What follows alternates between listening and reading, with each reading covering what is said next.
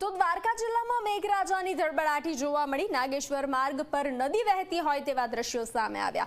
ખેતરોમાં ગોઠણ સુધીના પાણી ભરાયા। ભારે વરસાદથી ખેડૂતોના પાકને નુકસાન પહોંચ્યું છે। ખેતરોમાં પાણી ભરાયેલા હોવાથી ખેડૂતો હાલાકી ભોગવવા મજબૂર બન્યા છે।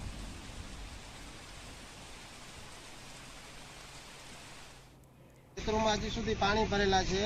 અત્યારે અહીંયા પાણી ભરેલા છે એટલે 4 દીતા અમારે 4-5 દી થયા અહીંયા રોડ ઉપર કાંઈ વાહન ના નીકળે, કોઈ માણસ ના નીકળી શકે ને અમારા ગામમાં કોઈ દુકાન તો છે નહીં કે અમે અહીંયાથી ખરીદી કરી શકીએ। એટલે અમને ભારે તકલીફ પડે છે આવવા જવામાં ને ભારે તકલીફોનો સામનો કરવો પડે છે આ વરસાદમાં। તો અત્યારે સરકારને એવી વિનંતી છે કે પાક તો નિષ્ફળ ગયો જ છે પણ થોડી તકલીફે છે રોડની, તો એ સુધારે અને પાક વીમો ક્યારેક આવે તો સારું રહે। પાણીનું અતિ તકલીફ છે જે એમ્બ્યુલન્સ આવવામાં તકલીફ પડે એમ છે।